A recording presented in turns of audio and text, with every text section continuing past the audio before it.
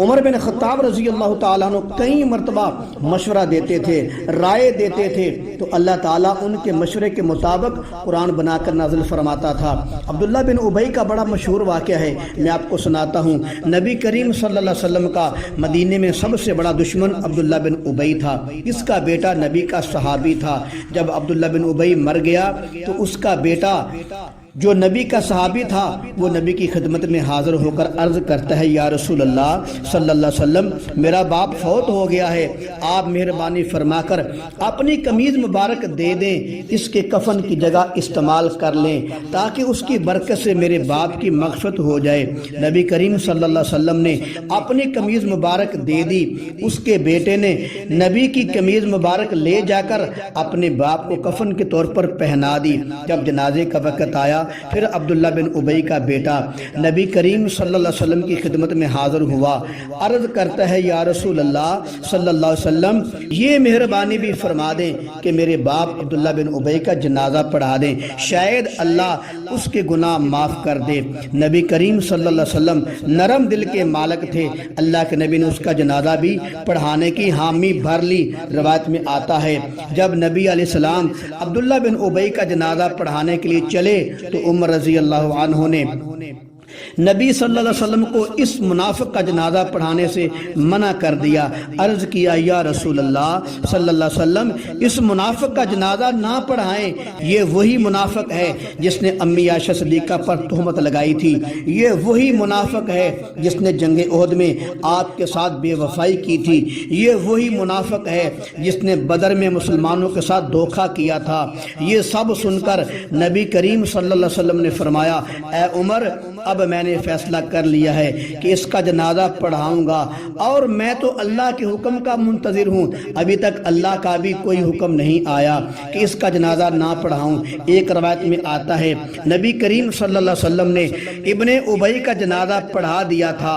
اس کی قبر پر کھڑے ہو کر جب دعا مانگنے لگے، پھر عمر رضی اللہ عنہ نے عرض کیا، یا رسول اللہ صلی اللہ علیہ وسلم، اس منافق کے لیے دعا نہ فرمائیں، اس نے آپ کے اہل بیت کو بہت پریشان کیا ہے۔ نبی کریم صلی اللہ علیہ وسلم نے ابھی دعا نہیں مانگی تھی تو اللہ نے قرآن نازل فرما دیا، وَلَا تُصَلِّ عَلَىٰ أَحَدٍ مِّنْهُمْ مَاتَ أَبَدًا وَلَا تَقُمْ عَلَىٰ قَبْرِهِ۔ آگے فرمایا، استغفر لهم او لا تستغفر لهم ان تستغفر لهم 70 مرة فلن يغفر اللہ لهم۔ اللہ نے فرمایا، میرے محبوب، اگر آپ 70 مرتبہ بھی اس منافق کے لیے دعا کریں تو میں اس کو معاف نہیں کروں گا۔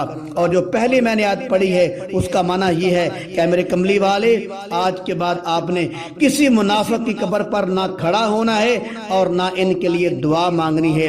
جناب والا، یہاں پر بھی عمر رضی اللہ عنہ کی شان دیکھ لیں۔ اللہ کے نزدیک عمر رضی اللہ عنہ کا کیا مقام ہے۔ نبی نے کفن کے لیے اپنی قمیض مبارک بھی دے دی، جنازہ بھی پڑھا دیا۔ عمر رضی اللہ عنہ کی رائے یہ تھی جنازہ نہ پڑھائیں، مگر نبی علیہ السلام نے پڑھا دیا۔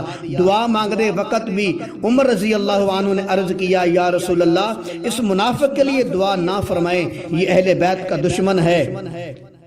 اللہ نے عمر رضی اللہ عنہ کی ادا کو، عمر رضی اللہ عنہ کے مشورے کو اتنا پسند فرمایا، پسند فرماتے ہوئے عمر رضی اللہ عنہ کی شان کو دوبالا کرنے کے لیے، عمر رضی اللہ عنہ کی شان کو قیامت تک کے لیے ثابت کرنے کے لیے قرآن نازل فرما دیا، اے نبی، آج کے بعد آپ نے کسی منافق کی نماز جنازہ نہیں پڑھانی، نہ اس کی قبر پر کھڑے ہو کر دعا مانگنی ہے۔ اس کے بعد نبی صلی اللہ علیہ وسلم نے ایسا کبھی نہیں کیا۔ بعض ہمارے مسلمان بھائی ہم سے اس مسئلہ پر بحث کرتے ہیں۔ نبی مختار کل ہیں، نبی کو کائنات کے ہر چیز پر اختیار ہے۔ میرے پیارے بھائیوں، ناراض نہیں ہونا، اللہ آپ کو سلامت رکھے، اللہ آپ کو خوش رکھے۔ بہت سے واقعات ہیں جہاں پر اللہ نے اپنے محبوب نبی کو کسی عمل سے منع فرما دیا ہے۔ نبی چاہتے تھے کہ میں یہ عمل کروں مگر اللہ نے منع فرما دیا تھا۔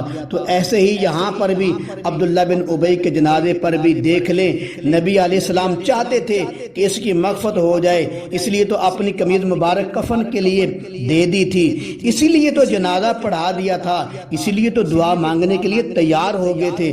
مگر ایک ایسی ذات تھی نبی علیہ السلام بھی جس کے حکم کے تابع تھے، جس کے حکم کے پابند تھے، جس کی مرضی کے پابند تھے، وہ ہے اللہ جو خود مختار ہے، وہ کسی کا پابند نہیں۔ جو خود پابند ہوتا ہے وہ مختار نہیں ہوتا، اور جو مختار ہوتا ہے، جو مختار کل ہوتا ہے، وہ کسی کا پابند نہیں ہوتا۔ تو معلوم ہوا مختار کل صرف اور صرف اللہ ہی کی ذات ہے۔